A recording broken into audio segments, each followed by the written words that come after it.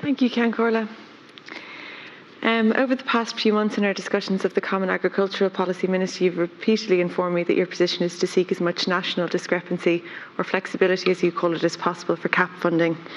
You also informed me that the National CAP Plan is, and I quote, a matter of engaging fully with farmers throughout the country on what our plan should look like and fully consulting everyone before I as Minister make any calls on that. I may disagree with the ambivalence of the Minister's position on CAP, but if that is the standard you wish to take, that is fine.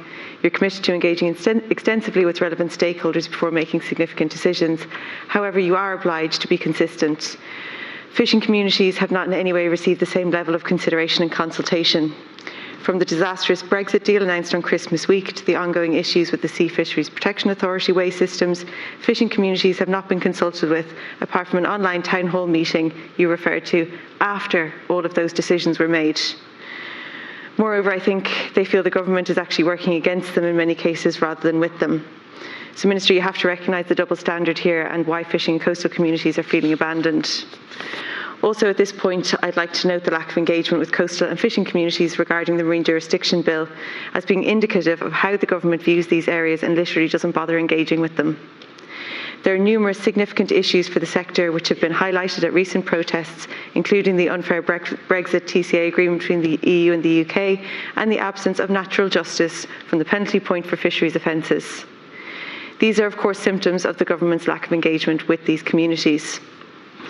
If the Minister commits to anything today, can it please be to bring the same energy and commitment to engaging with fishing communities as you do for others?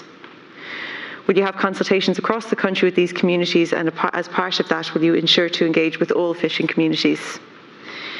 The closure of the artisanal hook and line fishery for mackerel for vessels under 15 metres in length is another example of a regressive step.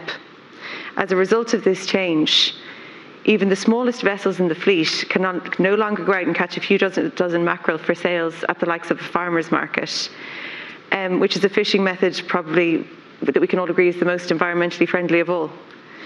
When you consider that simultaneously 98% of the quota is allocated to only 49 larger boats, the mind boggles.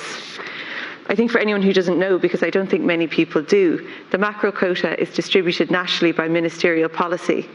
So, Minister, how is it that less than 50 boats are getting 98% of the quota and only 2% of the quota is being allocated to the inshore sector? Almost 2,000 boats. And that's the sector that practices the most sustainable types of fishing practices we should all be supporting. It's so blatantly a policy for the few, not the many. Our inshore fisheries are more environmentally friendly. They practice the kind of fishing practices that have been going on in coastal and island communities forever. This is where the vast majority of employment is in the sector as well.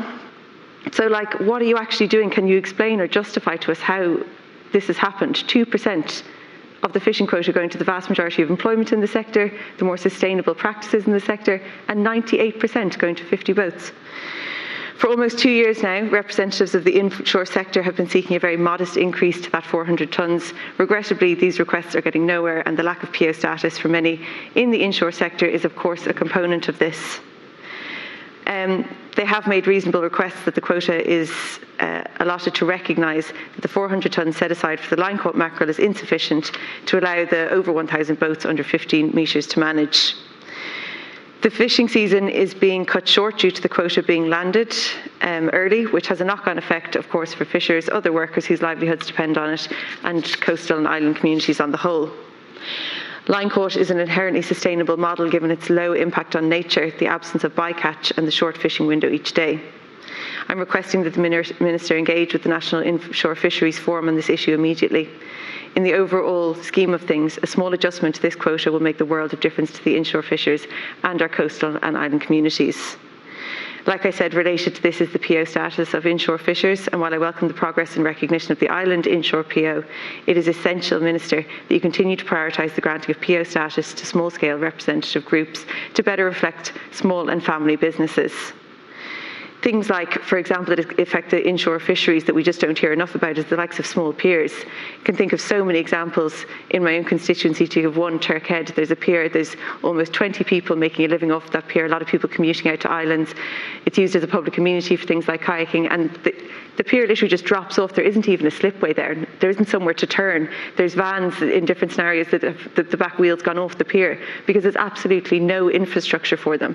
And like I said, that is the vast majority of employment in the fisheries in the country, and they don't even get a hearing. I was on the Coastal Management Committee on Cork County Council for a very brief period of time, but literally at the first meeting I remember saying we might as well not bother talking about all of the different areas that need work and start talking about how we can get more funding, because Cork is a huge county with a huge coastal area that literally doesn't have the funding to provide the basic infrastructure for small fishing families to make a living. Finally, on this point, can the Minister outline the actions he's taken in response to the Norwegian government to unilaterally increase Norway's share in the mackerel fishery by 55%? I'd also like to highlight the need for greater commitment around ensuring fair, sustainable and ethical practices in the fishing sector. Ultimately, the continuity of the sector relies on good fishery management, but this needs to happen with communities rather than the top-down approach we have now. Communities need to know that state services are working with them. Only then can we have a successful model. Regrettably, there are a small minority who engage in practices such as illegal fishing or the abuse of workers. We need more robust mechanisms to detect and punish these crimes, which not only cause environmental harm and violate the rights of individuals, but also really harm legitimate fishers in the sector. We know that there are undocumented migrant workers on some vessels, and we know this is a highly vulnerable cohort given their precarious position. Can the Minister elaborate on his commitment to ending abusive employment practices in the fisheries and give an assurance to any undocumented person and their advocates that they can come forward and that the undocumented individuals will not themselves be punished or indeed deported as a result of reporting a crime? Also, Minister, can you outline how you intend to work with fishing communities to stamp out illegal fishing? As we recover from COVID-19, we have considerable potential to reimagine and invigorate our marine sector and help develop our coastal and island communities. There's loads of different ideas for this, Minister. The idea for the likes of a national marine park. There's examples of this in other countries like Wales, where it takes into consideration the local social and economic importance of our fisheries sector. It doesn't mean eliminating the practices where it's sometimes seen like that.